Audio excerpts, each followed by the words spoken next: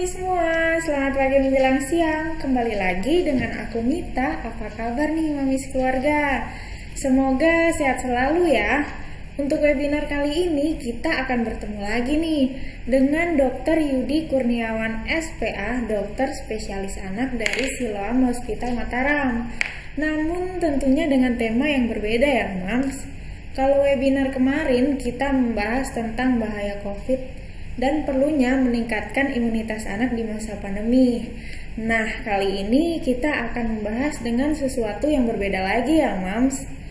Kali ini kita akan membahas tentang dampak penggunaan gadget pada anak-anak saat pandemi. Mams tahu sendiri kan, anak-anak kita sejak awal pandemi bulan Maret lalu sudah mulai diliburkan ya sekolahnya. Tentunya di masa pandemi seperti ini, semua kegiatan kita hanya terbatas di rumah saja ya. Dan kebanyakan nih, pasti Mams memberikan gadget untuk anak-anaknya supaya tidak rewel atau supaya tidak bosan ya untuk diam di rumah saja. Nah, padahal seperti yang kita ketahui, menggunakan gadget terlalu lama akan berefek bagi kesehatan mata bagi anak-anak kita ya. Nah, kali ini kita akan ikuti apa yang dijelaskan oleh Dr. Yudi. Oke, ikuti Insta Live hari ini ya sampai acara berakhir. Dari pertanyaan-pertanyaan yang masuk akan mendapatkan voucher senilai masing-masing Rp100.000 yang disponsori oleh S26. Ada door prize-nya juga ya.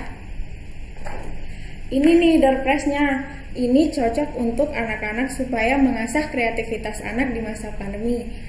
Nah, untuk mengurangi dampak penggunaan gadget juga, ikuti terus Insta Live hari ini ya, jangan sampai live sebelum berakhir. Oke, aku coba hubungi Dr. Yudi dulu ya.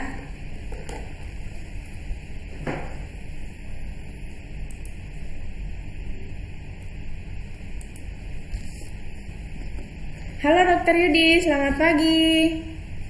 Halo, selamat pagi. Hai para ibu-ibu muda sekalian, ibu-ibu di rumah. Hai Mams, selamat pagi menjelang siang ketemu dengan saya Dr. Yudi kembali. Apa kabar dokter? Alhamdulillah baik, semoga semuanya juga baik ya kondisinya. Iya, terima kasih dokter sudah bersedia kembali untuk tampil di Insta Live hari ini ya. Kemarin Ya, kita terima pernah kasih. bahas meningkatkan imunitas anak ya di masa pandemi. Nah, Betul. di masa Meningkatkan new normal ini seperti yang kita tahu sekolah sudah mulai aktif. Namun dengan sistem yang berbeda ya dok. Ya, betul. Sekolah, Sistemnya sudah sangat iya. berbeda. Jadi sudah sistem daring sekarang. Iya, sekolah online atau daring ya dok. Nah, Ya, betul. pasti nih kebanyakan orang tua khawatir dengan kesehatan anak-anaknya karena sekarang apa-apa lewat online. Menggunakan mengerjakan tugas lewat online, les pun sekarang juga lewat online ya dok. Nah, bagaimana nih menurut Ya, dokter? betul. Semua lewat online. Bagaimana nih menurut dokter mengenai penggunaan gadget terlalu Jadi lama untuk sebenarnya anak? gini. Jadi sebenarnya kalau untuk penggunaan gadget untuk anak sebenarnya bukan hanya dalam masa pandemi saja. Jadi memang dari IDAI sendiri, jadi Ikatan Dokter Anak Indonesia itu sudah menetapkan bahwa penggunaan gadget itu tidak hanya sebenarnya dalam masa pandemi. Jadi sudah dari zaman dulu sebelum pandemi itu sudah diatur sebenarnya untuk penggunaan gadget. Cuma mungkin kayak Mbak Mita, mungkin saya umurnya mungkin 20-an gitu ya. Jadi mungkin zaman-zaman dulu masih belum punya gadget, kan orang tuanya punya aktivitas tersendiri untuk anak-anaknya, apalagi mulai dari memberi makan, habis itu mengajak bermain yang kayak begitu.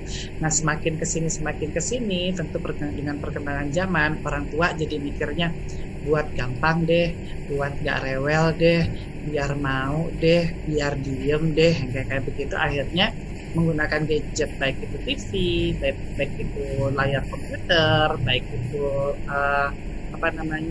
handphone sendiri sebagai atau gadget atau gawai sendiri, sehingga sebenarnya ini terjadi sebelum masa pandemi saja. Cuma pada saat masa pandemi kegiatan menggunakan gawai terutama atau handphone itu menjadi lebih sering karena kan seperti Mbak Mita bilang tadi seperti ada sekolahnya online, mengerjakan tugas online, les juga online, jadi akhirnya menatap komputer atau menatap handphone dengan lebih lama itu lebih sering gitu. Jadi terpaparnya akan menjadi lebih sering. Jadi ada batasan-batasan tertentu yang sudah ditetapkan oleh Ikatan Dokter Anak Indonesia sesuai dengan usianya masing-masing sehingga penggunaan gawai atau penggunaan handphone itu bisa dikurangi.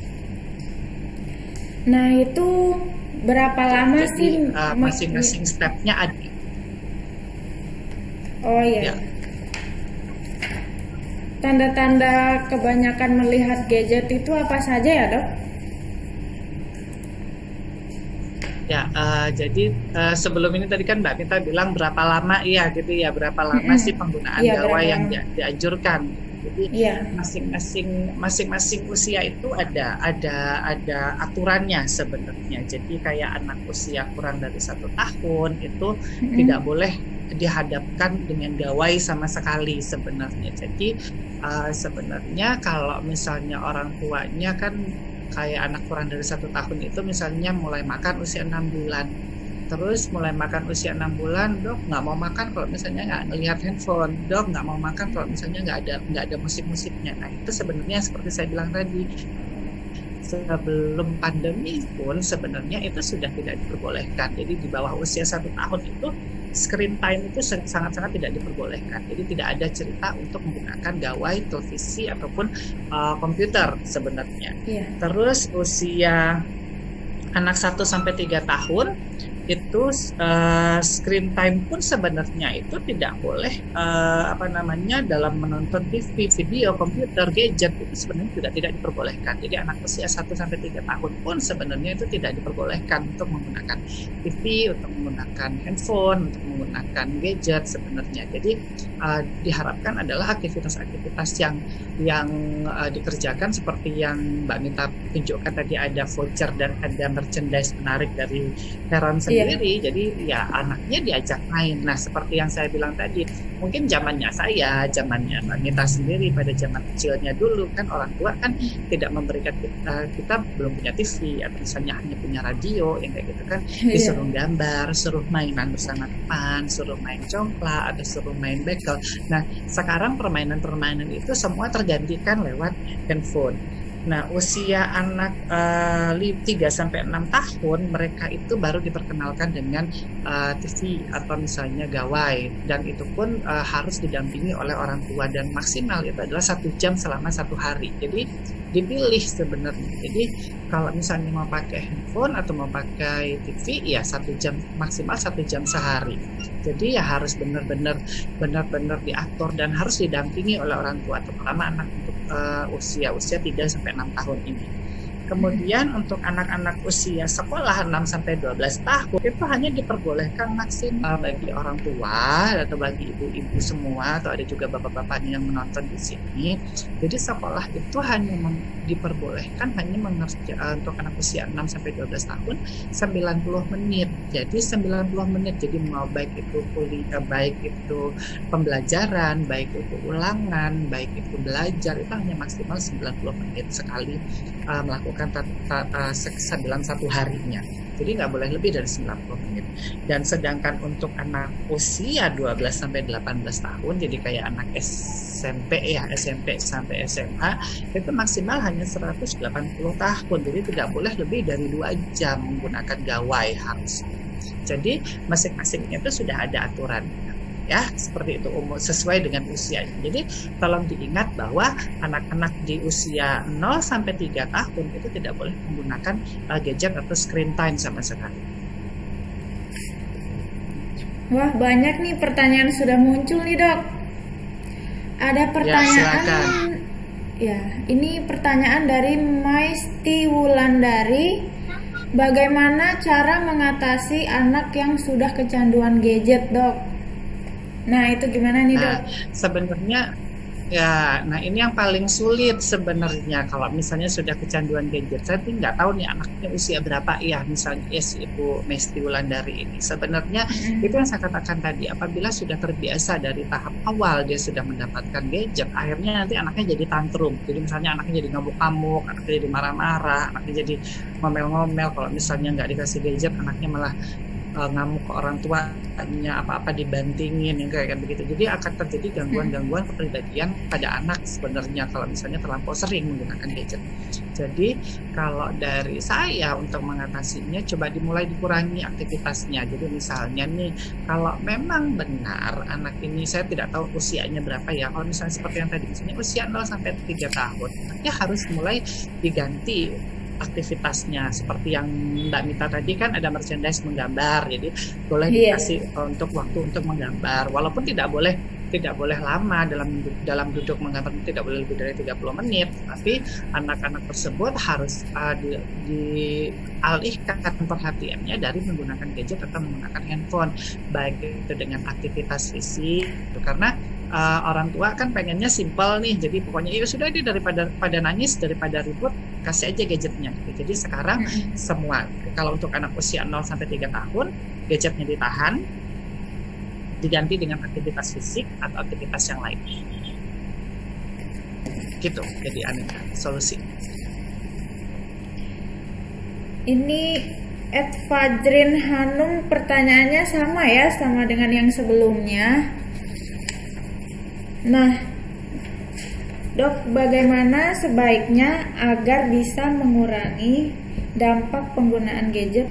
Jadi sebenarnya dampak penggunaan, sekarang kita bicara dampak penggunaan gadget dulu. Jadi sebenarnya gini, kalau misalnya gadget itu terlampau sering dipergunakan, nanti ada yang namanya dry eye, jadi matanya jadi mata kering, jadi sindroma mata kering. Jadi kalau misalnya matanya jadi makin kering, jadi itu akan juga mengganggu. Begitu jadi matanya kering, nanti dia akan menjadi gangguan akomodasi. Jadi gangguan akomodasi, jadi ada spasme. Spasme itu ototnya jadi kaku, gitu. Otot matanya di sini itu jadi kaku. Nah begitu dia jadi kaku, dia nanti akan mengalami penurunan visus. Penurunan visus itu adalah jadi jarak pandang. Jadi kalau misalnya anak-anak jarak pandangnya sudah tidak bagus, akhirnya nanti dia akan akan membuat anaknya jadi lebih awal atau lebih dini menggunakan kacamata. Kan kasihan anaknya usia 4 tahun, usia 5 tahun, atau usia 6 tahun, anaknya sudah berangkat ke sekolah dengan menggunakan kacamata, duduk udah nggak bisa di belakang, harus di depan. Jadi untuk mengurangi dampak itu adalah ya stop gitu loh. Jadi tergantung sesuai usianya tadi. Jadi kalau 0 sampai 3 tahun nggak boleh dapat gadget. Habis itu usia sampai usia sampai usia 3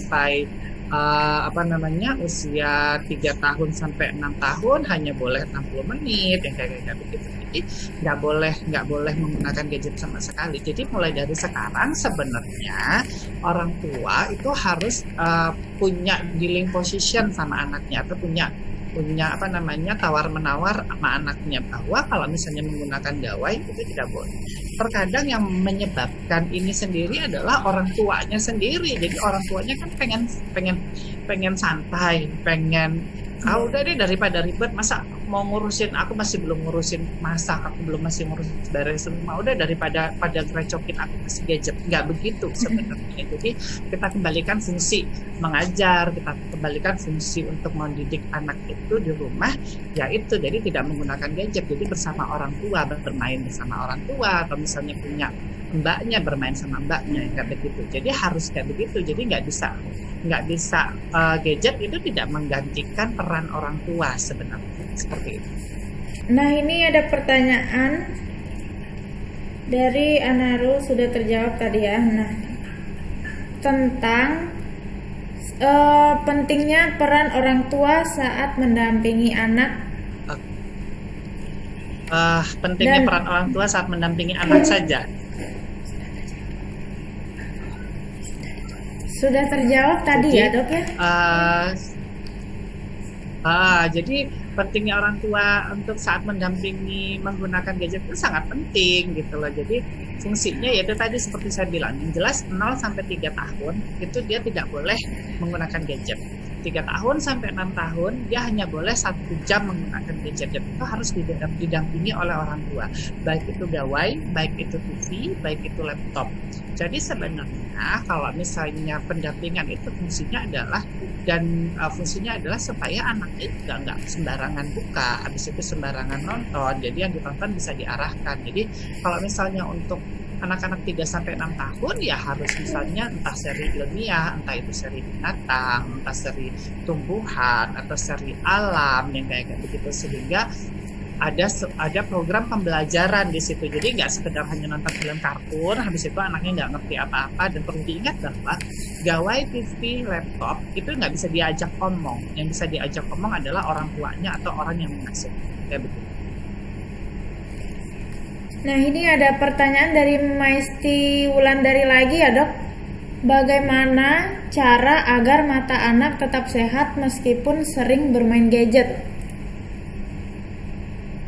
Oh, nggak bisa. Jadi kalau kita misalnya bilang kalau misalnya mata anak tetap sehat untuk misalnya tetap sehat walaupun sering main gadget, ya ini loh, apa yang kamu tuai itu yang kamu dapat gitu. Jadi kalau misalnya kamu nggak pengen mata anakmu rusak atau mata anak ibu-ibu bapak sekalian rusak, ya sudah, nggak usah dikasih gadget gitu loh, istilahkan seperti itu. Ya udah, nggak usah dikasih gawai gitu. Jadi jangan pengen enaknya tetapi nggak pengen rusak gitu loh. Jadi memang kan yang enak itu akan lebih gampang untuk merusak sebenarnya. Jadi kalau misalnya mau anak saya harus tetap pakai gadget, dok, kalau nggak pakai gadget nanti anak saya nggak bisa ini loh. Terus mau kayak gimana misalnya gitu, mau apakah tetap menggunakan gadget? Kalau misalnya menggunakan gadget tetap akan tetap berpengaruh terhadap kesehatan matanya. Jadi apakah nanti misalnya dipertanyakan, bisa nggak dok dipakai vitamin mata, bisa nggak dok dipakai tetes mata? Itu tidak akan menggantikan sebenarnya, karena bukan kalau misalnya mata kering bisa ditetesin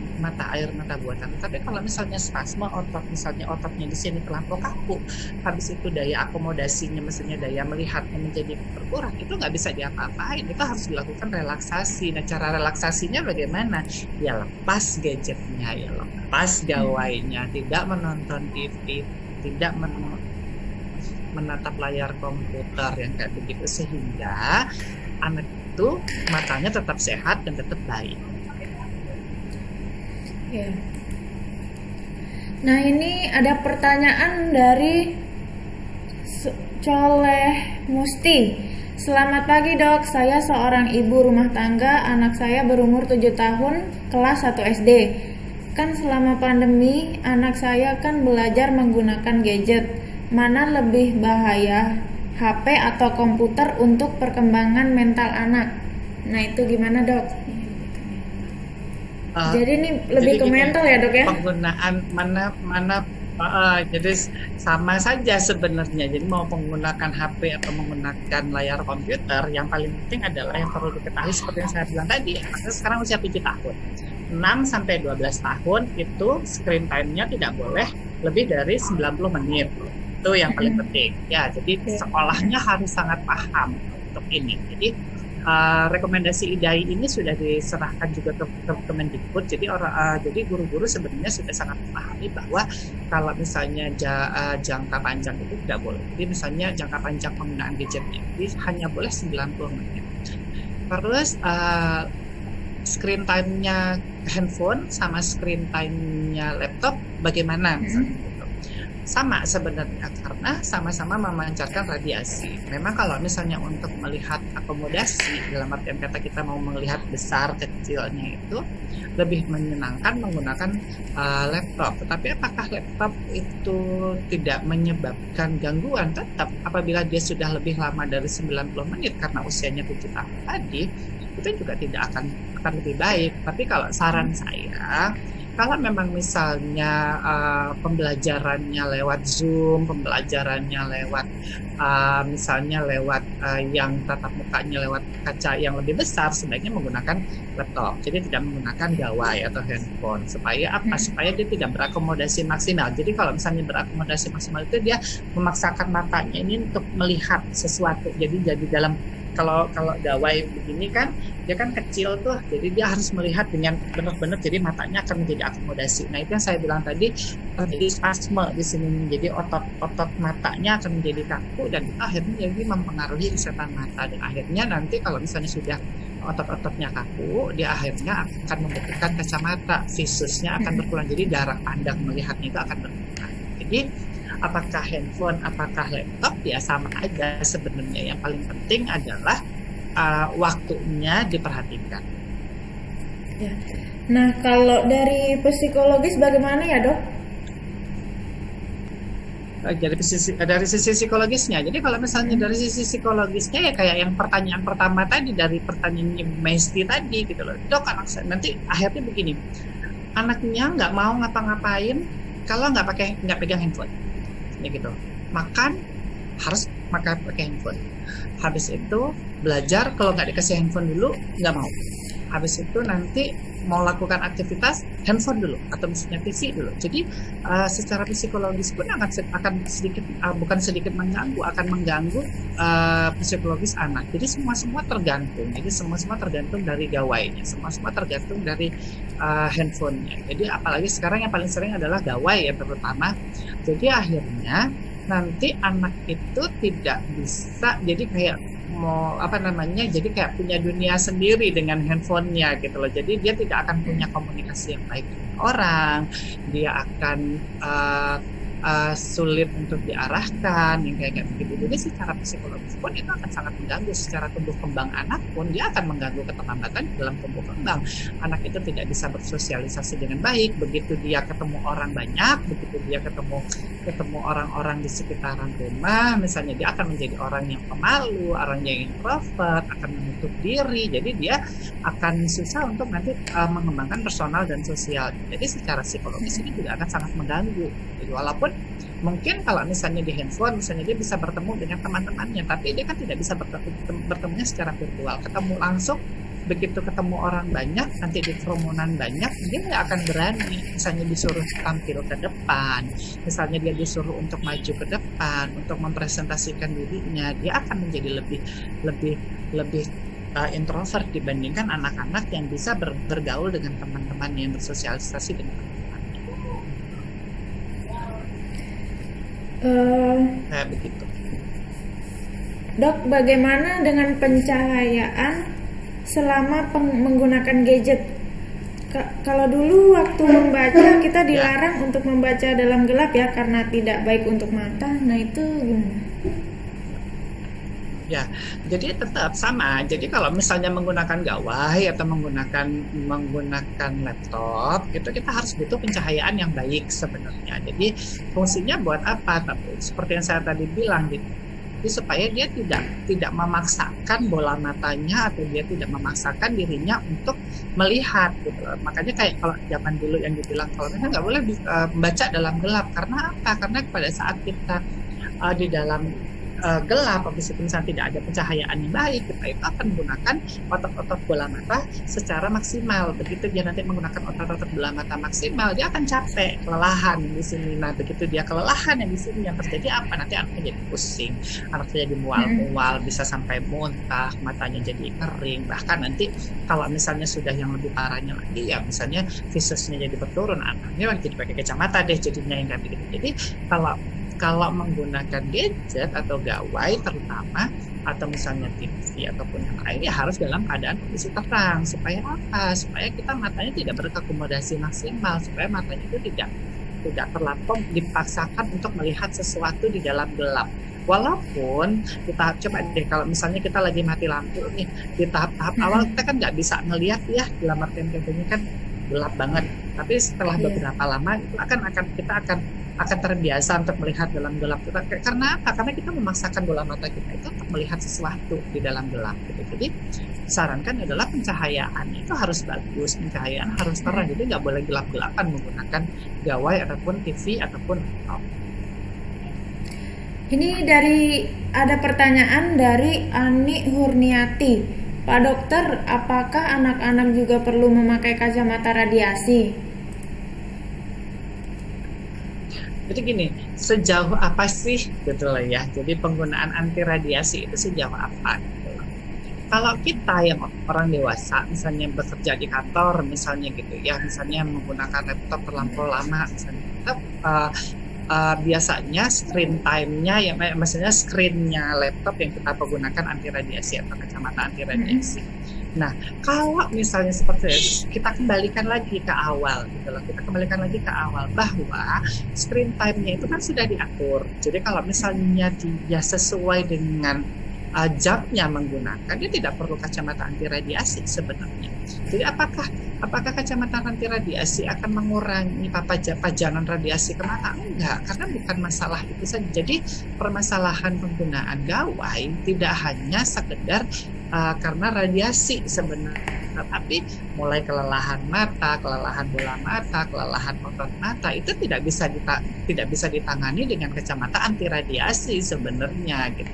Jadi kalau kacamata anti radiasi ya cuma sindroma mata keringnya yang akan itu gejala mata keringnya yang bisa kita atasi, atau misalnya pajanan radiasinya yang kita atasi. Tetapi kalau misalnya kayak kelelahan di mata, habis itu kemudian otot matanya menjadi tegang, habis itu kemudian nanti akan menjadi dia akan jarang-jarang berkedip, itu nggak bisa menggunakan kacamata anti radiasi sebenarnya. Jadi patuhilah jadwal-jadwal yang telah saya bilang tadi, bahwa ya harusnya memang segitu yang digunakan untuk anak-anak bisa menggunakan gadget sebenarnya. Nah, ini ada juga pertanyaan dari Yayu Diatmika. Apakah belajar daring dapat mempengaruhi postur tubuh seperti anak-anak sering sakit di punggung? Nah, jadi gini, itu, seperti saya bilang tadi, daringnya berapa lama dulu gitu loh. Misalnya daringnya bisa sampai 2 jam atau sampai 3 jam gitu loh. Makanya itu tidak bisa akan mempengaruhi kalau misalnya makanya coba dia dilihat anak-anaknya kalau misalnya belajar daring. Makanya dari IDAI atau Ikatan Dokter Anak Indonesia merekomendasikan untuk belajar daring sesuai dengan usianya masing-masing. Jadi kalau misalnya anak 6 sampai 12 tahun seperti yang saya bilang tadi, kita hanya boleh 90 menit gitu loh. Jadi ya 90 menit itu cuma boleh 1,5 jam. Jadi ya nggak boleh lama-lama, supaya apa? Supaya anaknya juga nggak duduk bosen, anaknya supaya juga bisa relaksasi, anaknya supaya bisa setelah itu berhenti menggunakan gawai, sehingga posisi-posisi yang tidak diinginkan atau kelelahan ke dalam menggunakan gawai atau dalam menggunakan laptop atau dalam menggunakan video, dalam menggunakan TV sebagai untuk pembelajaran, itu bisa kita kurangi. Mempengaruhi postur, betul. Saya gini, kita saja bekerja dengan komputer apabila tergantung orangnya masing-masing, jadi 1-3 jam. Kalau misalnya kita bekerja dalam lebih dari 3 jam, itu juga tidak akan kuat. Makanya kita harus tetap berdiri, harus tetap stretching, harus tetap melemaskan otot, duduk sebentar, matikan laptop, supaya kita bisa beristirahat kalau kita yang orang dewasa. Apalagi anak-anak, jadi makanya maksimal itu, bayangkan anak usia 6-12 tahun, dia hanya boleh 90 menit satu hari loh ya. Jadi tidak boleh lebih dari satu hari. Jadi tidak boleh lebih dari 90 menit dalam satu hari.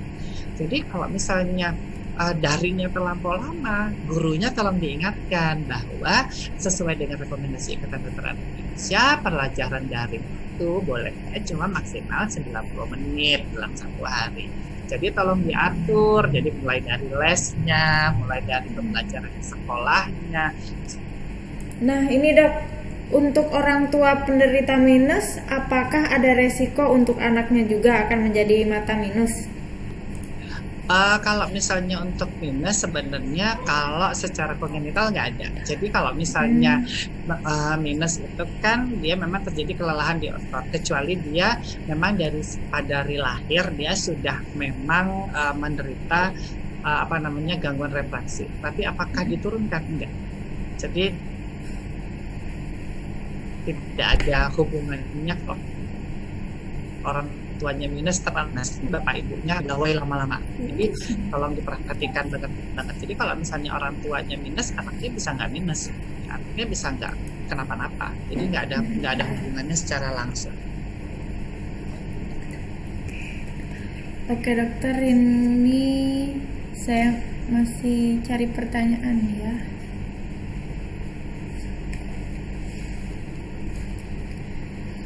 Dari Septiana Wahyuning Tias, Pak Dokter, selain merusak saraf mata, apakah gadget yang terlalu lama juga bisa mempengaruhi saraf jari tangan? Jadi gini, kalau misalnya cuma ditonton doang, enggak. Tapi kalau misalnya kamu menggunakan contoh nih, ibu siapa tadi nih? Mohon maaf, dari siapa tadi? Septia Wahyuning Tias. Ya, Septia Wahyuningsih misalnya. Kalau misalnya ibunya doyan main Mobile Legend atau misalnya doyan main apa yang tangannya bisa dipakai, nanti ada yang namanya jadi ada yang namanya adalah carpal tunnel syndrome. Jadi jari-jarinya memang akan menjadi kaku gitu loh. Nanti ujung-ujungnya apa? Jadi kalau misalnya terlampau lama menggunakan gawai yang menggunakan jempol terlampau lama, nanti akhirnya saraf-saraf sini terganggu memang.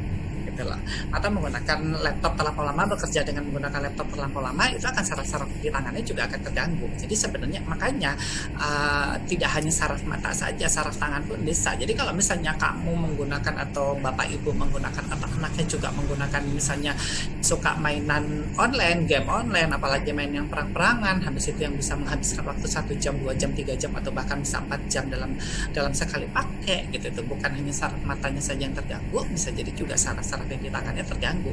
Terus perlu diingat bahwa itu nyeri loh, dan sangat nyeri. Jadi kalau misalnya saraf yang di tangan itu sudah terganggu, itu akan sangat nyeri sekali dan akan sangat mengganggu sekali. Dan akhirnya orang ini akan menjadi produktivitasnya menurun. Bayangkan kalau misalnya dua-dua jari jempolnya tidak bisa dipakai, dia nggak bisa nulis, dia tidak bisa bekerja, dia tidak bisa megang apapun. Jadi akhirnya dia harus datang ke dokter rehab medik untuk perbaiki saraf tangannya. Betapa sayangnya sebenarnya kalau misalnya hanya gara-gara jadi tangannya jadi sakit, saraf tangannya jadi terganggu. Dan itu satu, misalnya modal yang dipakai nggak seberapa, tapi modal yang dikeluarin jadi seberapa gitu kan. Datang ke dokter, habis itu pergi direhabilitasi akan menjadi lebih banyak menggunakan biaya dibandingkan kalau misalnya bapak ibu itu bisa menahan diri untuk tidak menggunakan gadget terlampau lama dan tidak terlampau sering seperti itu. Nah dok, makanan-makanan apa saja yang dapat mempengaruhi kesehatan mata? Misalkan wortel, apakah berpengaruh bila banyak makan atau ada sayuran yang lainnya? Jadi gini, untuk kesehatan mata itu tentunya kan yang ada vitamin A-nya. Salah satunya memang adalah wortel. Tapi apakah wortel itu kita makan tiap hari? Enggak. Jadi sebenarnya sayur-sayuran yang sudah kita makan setiap hari itu sudah ada kandungan vitamin A-nya di dalamnya. Memang yang paling tinggi di saat ini adalah di wortel. Jadi jangan salah. Jadi kalau misalnya terlampau banyak juga makan wortel, nanti anaknya atau misalnya orangnya jadi kuning gitu loh. Jadi lalu kok tiba-tiba saya kuning dok, tangan kuning, badan kuning, tapi matanya nggak kuning. Karena apa? Karena kebanyakan makan wortel, jadi ada yang kita sebut dengan hiperkarotenoid. Jadi akhirnya nanti kuning lagi gitu. Jadi sewajarnya saja. Jadi wortel dan sayur-sayuran lainnya itu sudah ada vitamin A-nya. Jadi sebenarnya sudah sangat mencukupi. Jadi untuk kebutuhan harian kita sebenarnya untuk makan makanan tersebut. Jadi nggak harus setiap hari makan wortel juga gitu, dan nggak harus banyak juga, karena ada kadar-kadar tertentu yang sudah harus yang bisa dipenuhi untuk makanan sehari-hari. Jadi wortel, misalnya hari ini wortel, besok bayam, besok kangkung, besok sawi, itu sebenarnya sudah ada kandungan-kandungan di dalamnya yang ada vitamin A-nya. Jadi sebenarnya tidak harus wortel setiap hari, tidak harus labu setiap hari. Maaf dok, suaranya terputus. Tidak harus bayam setiap hari, bisa diselang-selingin, karena di dalam makanan-makanan kita itu sudah ada. Jadi tidak harus wortel sebenarnya. Jadi banyak makanan yang lain sebenarnya kandungan vitamin A itu bisa didapat, bukan hanya wortel saja sebenarnya. Jadi jangan makan wortel juga tiap hari. Jadi kalau misalnya makan wortel tiap hari, ntar arangnya jadi kuning juga gitu loh. Jadi badannya jadi semua kuning, nanti akhirnya bingung lagi, loh saya hepatitis ya, loh saya sakitnya hati ya. Enggak sebenarnya, karena efek samping dari memakan wortel terlampau banyak gitu dalam konsumsi hariannya, orangnya jadi kuning gitu. Jadi akan kuning. Jadi terpaksa kita harus mengurangi wortel. Jadi bukan wortel juga setiap harinya. Kalau vitamin perlu nggak dok untuk mata?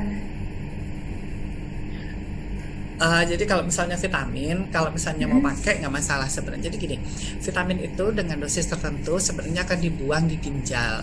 Jadi sebenarnya kalau misalnya kita sudah mencukupi, contohnya nih vitamin A nih, jadi bisa makan wortel, bisa makan ubi jalar, bisa makan apel, bisa makan anggur, bisa makan brokoli sebenarnya. Jadi apa namanya, sebenarnya tidak hanya wortel saja yang dipakai. Jadi kalau misalnya itu bisa terpenuhi lewat makanan, nggak perlu vitamin sebenarnya. Jadi nggak usah ditambahin vitamin di dalam kebutuhan hariannya untuk mata sebenarnya. Kecuali memang matanya sudah mulai terganggu, baru diberikan suplemen vitamin, terutama yang ada vitamin A-nya. Dan perlu diingat bahwa untuk anak-anak di bawah 1 tahun dia dapat mendapatkan suplementasi vitamin A pada bulan Februari dan pada bulan Agustus supaya biar bisa dipenuhi vitamin A. Nah, untuk penutup nih dok, tips mengurangi gadget itu seperti apa ya? Selama weekend mungkin dok? Jadi gini, tips untuk mengurangi gadget ya, tips untuk mengurangi gadget ya berarti ya sangat sulit sebenarnya tips untuk mengurangi gadget. Jadi kalau misalnya pengen mengurangi gadget, orang tuanya harus paham dulu. Jadi gini, sejauh mana gadget itu diperlukan sebenarnya gitu. Jadi sejauh mana gadget itu diperlukan, terus sejauh mana gadget itu akan dipakai sebenarnya, terus sejauh mana fungsi gadget yang diharapkan sebenarnya. Jadi kalau misalnya tips menguranginya itu tadi sesuai dengan usianya masing-masing, jadi tetap anak itu harus diberikan aktivitas fisik, jadi yang bisa dipakai untuk pengganti gadget. Jadi kalau kayak anak 0 sampai 3 tahun diajak bercerita, diajak bermain, menggambar, menyusun balok, main puzzle yang sebenarnya nih ya, yang zaman-zamannya kita orang dulu misalnya kayak main congklak, habis itu main bikin kubus-kubusan, menyusun-nyusun kubus atau membaca buku cerita, itu yang sekarang sudah ditinggal oleh orang tua saat ini. Karena apa? Karena mereka atau kita ini pengennya gampang ya kan ya. Jadi pokoknya anaknya diem aja, anaknya pengennya diem anteng aja, padahal dia tidak tahu bahwa kalau misalnya seorang anak itu pengen butuh perhatian dari orang tuanya, dia pasti akan mencari orang tuanya. Jadi kalau misalnya nanti dialihkan ke gadget, orang tuanya beralih jadi gadget. Jadi nanti habis ini orang tuanya jangan marah kalau pulang sekolah atau ngapain, yang dicari bukan bapak ibunya, tapi yang dicari mama handphone mana, mama laptop mana. Jadi sadarilah ibu-ibu bapak-bapak sekalian, fungsi dari ibu bapak sekalian adalah sebagai orang tua yang mengawasi anaknya. Jadi kalaupun menggunakan gadget pun harus ada orang tuanya di sebelah. Jadi bagaimana cara untuk mengatasinya? Gantilah dengan aktivitas fisik supaya apa? Supaya anak tersebut bisa teralihkan dari gawainya. Tetapi kalau misalnya sudah mulai adiktif, harus pelan-pelan. Bapak Ibu nggak bisa langsung enggak, mulai dikurangi bertahap sehingga anak-anak ini mulai terbiasa untuk hidup tanpa gawai. Nah, apa sebaiknya selama weekend jangan pakai gadget ya dok? Karena setiap hari kan sekolah online ya. Jadi sebenarnya kalau saya sih sebenarnya kalau misalnya setiap karena setiap hari sudah pakai ini, jadi kan carilah waktu yang ada untuk keluarga di rumah gitu loh. Misalnya mau menggambar atau mau puzzle atau mau bikin sesuatu, atau kalau misalnya anaknya sudah gadis, masak bersama, atau misalnya bapaknya ada yang punya anak laki, bercocok tanam bersama, atau misalnya beresin rumah bersama, itu akan lebih bermanfaat dibandingkan anaknya dikasih handphone, ya udah deh kamu sana, ini mainan handphonenya atau ini mainan gawainya, supaya biar kamu tenang, papa ibu juga tenang. Jadi seperti itu. Itu salah satu cara mengurangi sebenarnya. Jadi mulai di akhir minggu dulu tanpa gawai, habis itu mulai dikurangi jamnya, habis itu mulai beraktivitas fisik bersama, itu akan memperbaiki, satu, membuat anaknya lepas dari gawai, dua, akan membuat orang tuanya itu lebih dekat dengan anaknya, bukan dekat dengan gawai atau bukan dekat dengan fisik. Gak terasa ya kita sudah ngobrol-ngobrol dengan Dokter Yudi kurang lebih 30 menit ya. Oke, terima kasih untuk sharingnya ya dok, semoga bermanfaat. Terima kasih juga untuk S26 yang sudah mensponsori acara kita hari ini. Oke, kalau begitu selamat berhari Minggu ya dok. Sampai jumpa mungkin di acara heron berikutnya ya. Ya, sama-sama. Sampai jumpa kembali. Ya, sampai saat berikutnya. Terima kasih. Ya, terima kasih kembali.